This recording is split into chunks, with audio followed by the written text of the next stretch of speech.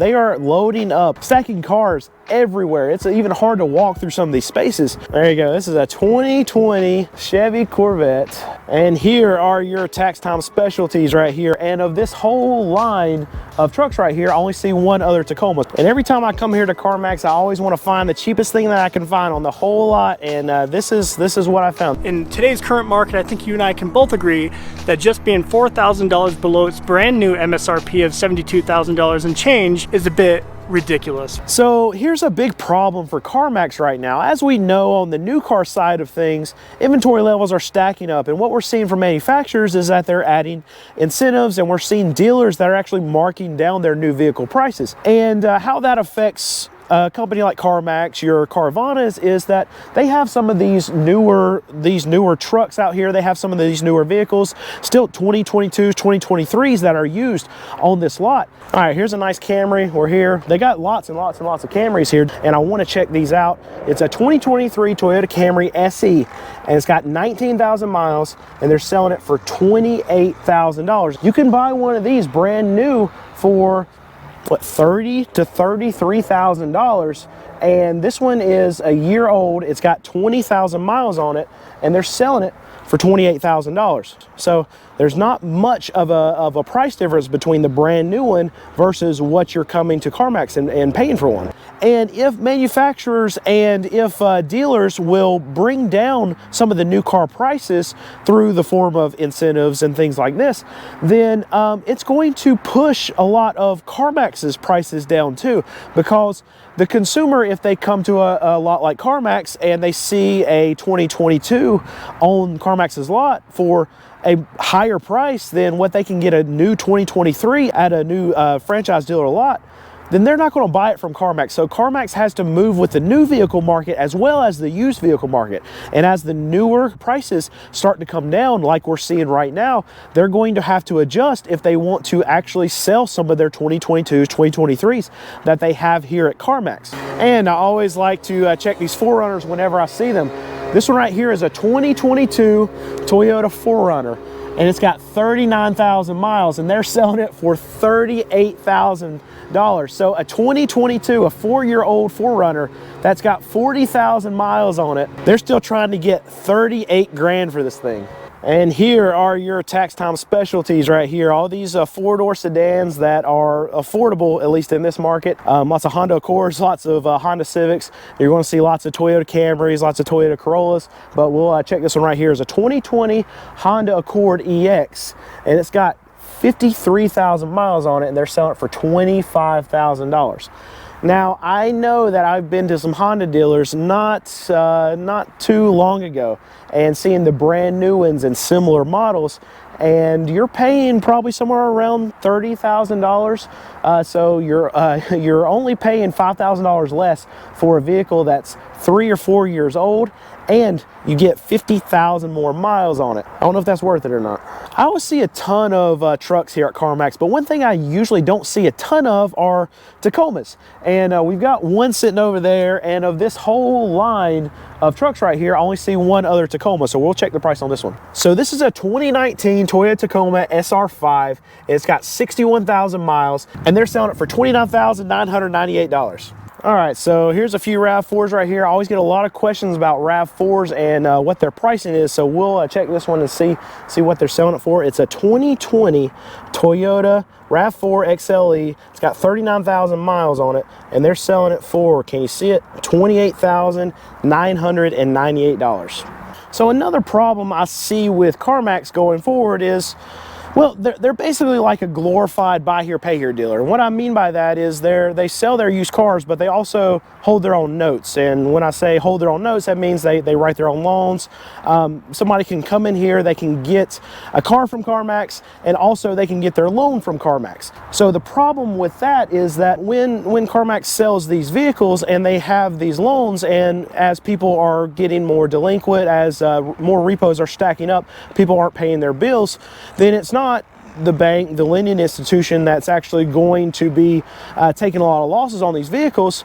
It's CarMax. So if you got a situation where a lot of these car values go down, as we're seeing right now, and you have a lot of these loans that go bad, as we're also seeing now, then CarMax is getting hit from two sides. They're getting hit from losing value on all the assets that they have sitting out here, and they're going to be losing money on a lot of these loans that go default. Now, the benefit to what CarMax has set up is they have their own auctions. So they can actually sell their repos through their own auction. They don't have to pay extra fees. So they really control the whole process, and that's going to save them money overall.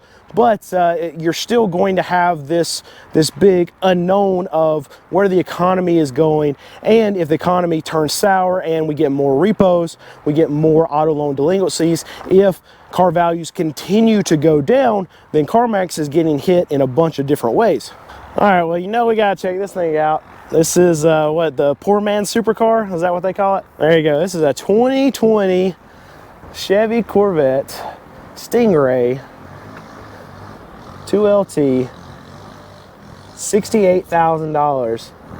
It's got 15,000 miles on it. Yeah, somebody yell at me if they saw that in the background. I didn't check that car out. There you go. If you want it, it's there.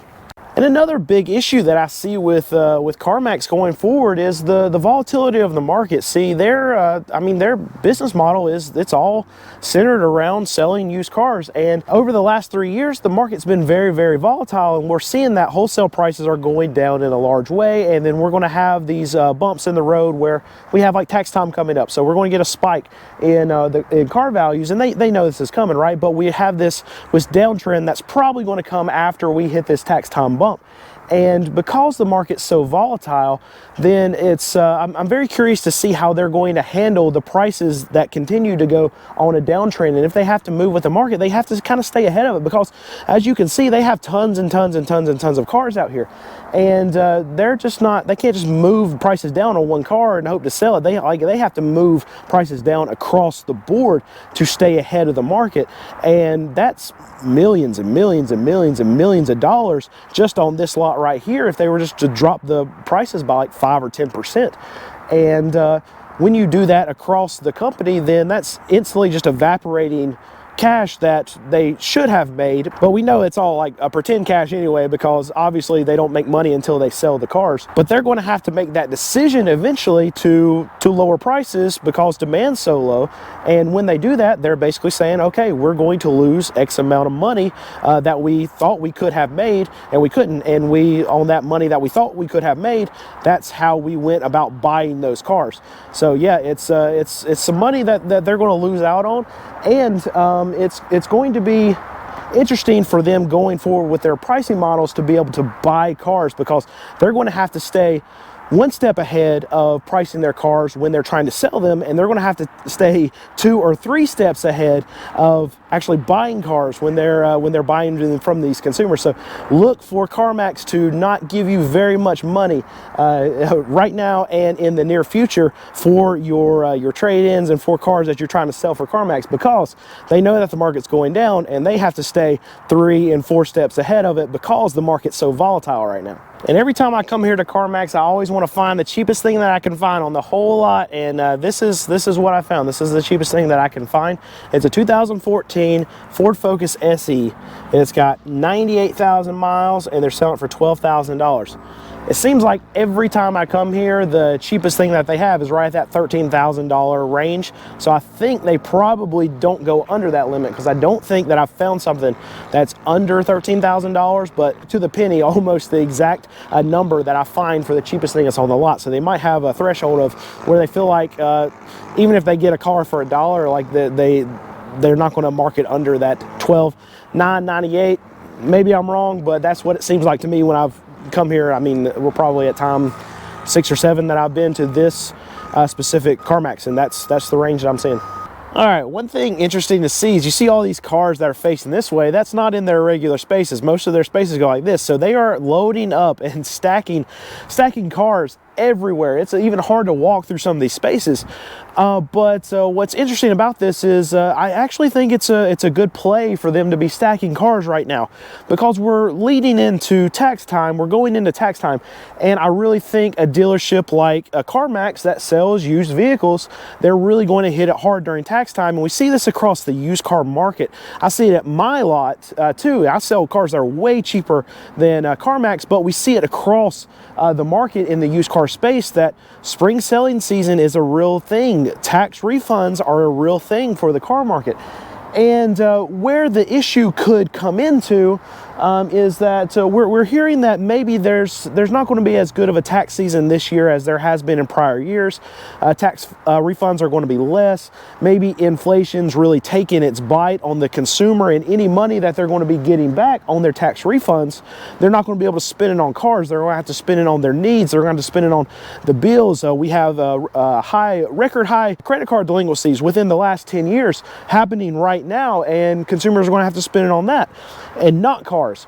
So it's going to be interesting to see in the next few quarters from CarMax, and in particular the next quarter from CarMax, because we're going to be able to see the data on how the spring selling season was for them, how tax time was for them, and if they moved all of these vehicles, and if they got this big tax time bump that we usually see in the car market, or did they get stuck with a lot of these cars that they probably have a little bit too much in, because if they're stacking them and they've got overfilled lots, that means they probably stretched a little bit to pay for these cars from these consumers to try to get more cars onto their lot.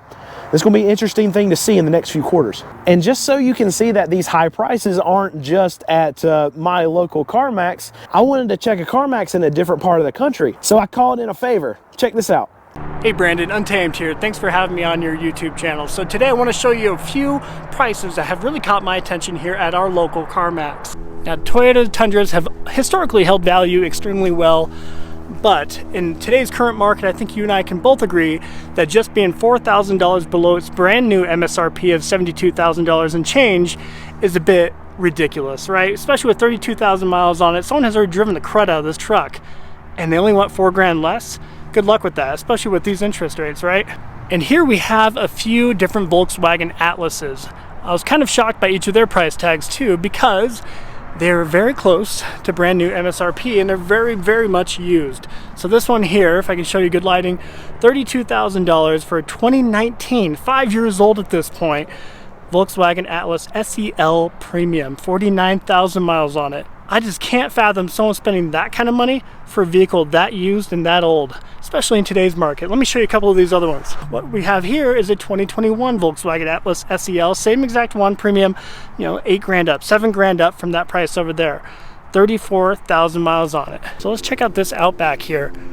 A 2019 Subaru Outback 2.5 or 2.5i Limited for $30,000 with 13,000 miles on it. You know, for mid-30s, you can easily get this brand new even today for a 2024. So this is what I wanted to see right here. This is a Tesla, and what's interesting about seeing the prices of some of these electric vehicles at CarMax is that we know that the EV market is getting hammered, and even more so, the used EV market is getting hammered. And why is this? Is because companies like Tesla are lowering prices, and we're seeing it almost month after month after month that they keep price cutting. And what's that's forcing other manufacturers to do is cut their prices. Ford just came out and said that they're dropping their Mach-E's by like $8,300. And Tesla is really the leader of that. And Stellantis, their CEO, just come out and said that the EV market's become a bloodbath, and he doesn't want to have any part of it. And it seems like it's a race to the bottom. And this is going to affect a company like CarMax. Any EVs that they have, when they have to stay ahead of the market, they also have to stay ahead of the EV market, and the EV market is getting hammered right now. So I feel like CarMax is probably not even want to buy any EVs because the market is just so volatile and it's going down at such a large clip that they can't even dream of how to price model these EVs and be able to buy them right to know exactly what they're going to sell them, because it seems like the prices of these EVs every single week are going down week after week after week. So here we go. This is a 2020 Tesla Model 3 Performance. It's got 26,000 miles, and they are selling it for $35,000. Now, one thing that CarMax did talk about in their last earnings call is actually pulling down their loan loss provisions. And what they said was the reason why they were going to pull it back was because that they thought that this auto loan delinquency was kind of topping out. And the reason being is because lenders are getting tighter. And I'm very interested to see how that plays out for CarMax over the next couple quarters, because I kind of disagree with them in this aspect where, yes, banks are getting tighter, but the economy is not getting any better and inflation hasn't gotten any better. So people are getting stretched even thinner as time goes on. We see credit card delinquencies at a 10-year high, and that's going to pinch people even further. I think that CarMax is probably pulling the trigger a little early on pulling back on their loan loss provisions, but something interesting to see over the next few quarters. I think they're wrong, but we'll get to see that. I think more people, especially buying cars like this at interest rates like this, at monthly payments like this, are going to continue to default on their loans, and I really think we're going to start seeing more and more repos come through the system, and CarMax being the big buy here, pay here dealer, because they hold their own notes here, they're going to see more repos coming through the system. That means more losses for them on the auto loan side. All right, I gotta check this. This thing is bad. Baby, if you're watching this, this is what I want for my birthday. This thing is sweet. It's a 2023 Toyota Sequoia SR5. It's $70,000 and it's got 7,000 miles. Very, very, very expensive, but this thing is super nice. I'm gonna show you the inside of this one. So good thing I like about, one thing I do like about CarMax is you can come here, if you don't know really what you want to buy, you can come sit in a bunch of cars. They just leave everything unlocked, and you can feel the car and see how it is and test drive whatever you want. So that's a big plus. I mean, extra ease for buying at CarMax, and lots of options at CarMax. But you're going to be paying for those options. There you go. But this is sweet, baby. I want this. This one right here is interesting to me. I love these Lexus, the GX460. This is a 2019, and it's only got 5,000 miles on it. But they're selling it for $45,000. A lot of money, but it's pretty much a brand new car. I know it's 4 or 5 years old, but it's only got 5,000 miles. So somebody bought this thing, threw it in their garage, and then never drove it.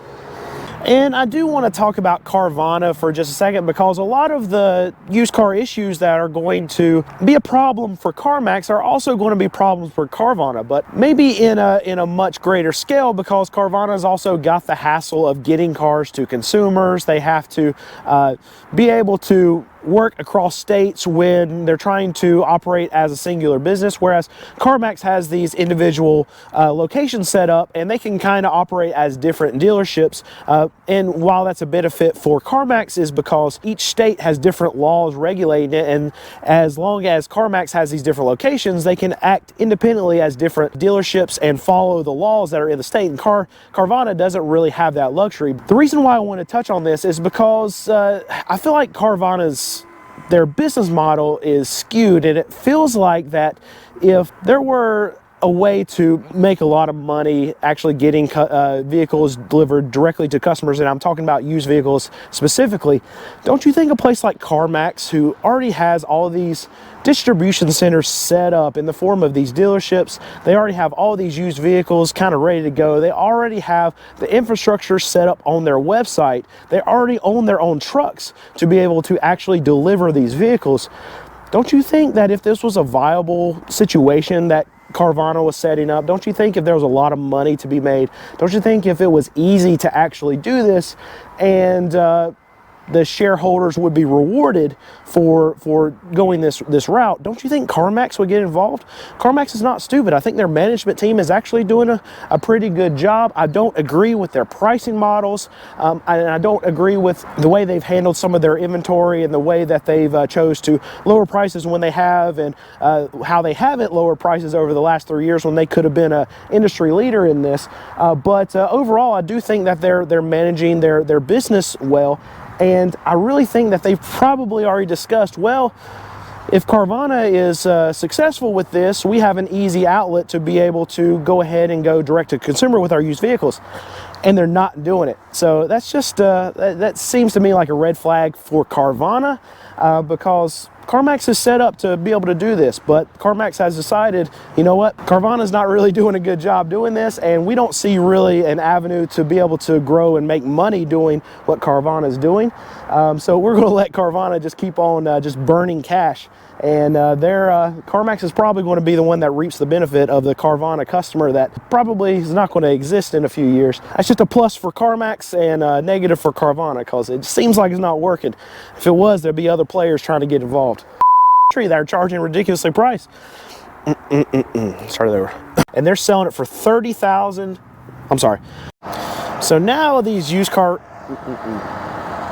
right here, but I got this truck that's right beside me, and hopefully you're not picking it up in the audio too bad. Actually, you know what? It's really loud, so I bet we're going to.